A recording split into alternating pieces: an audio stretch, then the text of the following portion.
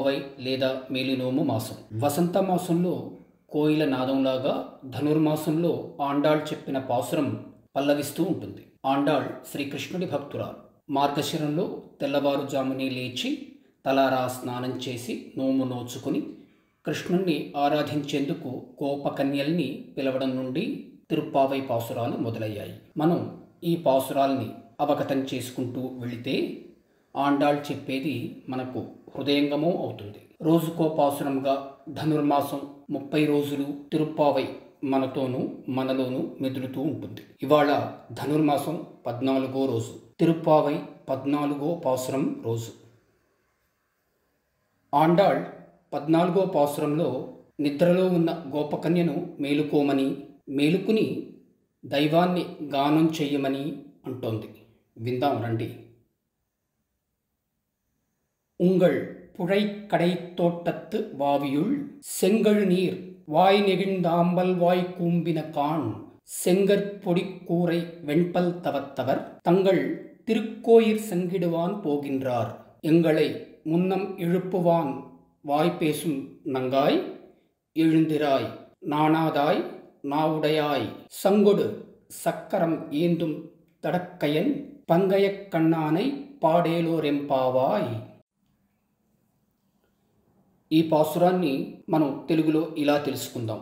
మీ ఇంటి వెనుక ఉన్న తోటలోని కొలనులో ఎర్ర తామరల రేకులు విరిసి కలువల రేకులు మూసుకున్నాయి చూడు. కాషాయ వస్త్రాలతో తెల్లటి పలువరుస ఉన్న తపస్సులు గుళ్ళల్లో శంఖం ఊదడానికి వెళుతున్నారు. మమ్మల్ని పెందరాడే లేపుతాను అని అన్న భామా మేలుకో. సిగ్గులేనిదానా, మాటల మంచి, శంఖు చక్రాలు ఉన్న పెద్ద చేతుల వాణ్ణి, కలువ కళ్ళవాణ్ణి గానం చెయ్యి ఓలాల నా చెలి. ఈ చెప్పిందాన్ని మనం ఇలా అవగాహన చేసుకుందాం. మొదటి 4 పంక్తుల్లో చిత్రణను, సంఘటనను మన కళ్ళ ముందు, మన మనసుల ముందు పెడుతోంది ఆండాళ్. ఎర్ర తామరల రేకులు విరిసి కలువల రేకులు మూసుకున్నాయి చూడు అంటూ తెల్లవారుతోంది, చీకటి తొలగిపోయింది అని గొప్పగా చెప్పింది ఆండాళ్. కాషాయ వస్త్రాలతో తెల్లటి పలువరుస ఉన్న తపస్సులు అని ఆండాళ్ చెప్పింది విన్నాక కాషాయం తపస్సుల రంగు అన్న నిజం మళ్ళీ మనకు తెలియవస్తోంది. తెల్లటి పలువరుస అంటూ ఆ తపస్సులు తెల్ల రంగుల స్వచ్ఛమైన వాళ్ళు అని చెప్పకుండానే చెబుతోంది ఆండాళ్. ఆనాళ్లలో తెల్లవారుజామున గుళ్ళల్లో శంఖం ఊది ఊళ్ళో వాళ్లను దైవ కైంకర్యాలకు రమ్మని పిలిచే వాడుక ఉండేదని గుళ్ళల్లో శంఖం ఊదడానికి వెళుతున్నారు అన్న మాట ద్వారా తెలియవస్తోంది.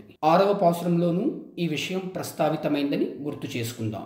మాటల మంచి అంటే మాటల్లో మాత్రమే మంచిగా ఉండి పనుల్లో ఉండనిది అని అర్థం.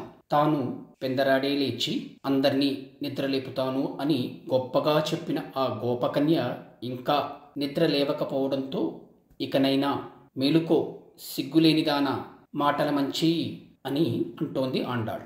మేలుకుని శంఖు చక్రాలు ఉన్న పెద్ద చేతుల వాణ్ణి, కలువ కళ్ళవాణ్ణి గానం చెయ్యి అని కర్తవ్యాన్ని బోధిస్తోంది ఆండాళ్. ఈ మాటల్ని విన్నాక కలువల్ని కళ్ళుగాను, శంఖు చక్రాల్ని కలిగి ఉన్నా అని చెబుతూ సరసిజనయనే సశంఖ చక్రే అంటూ ముకుందమాలలో కులశేఖర ఆళ్వార్ పాడింది కూడా గుర్తుకు వస్తోంది.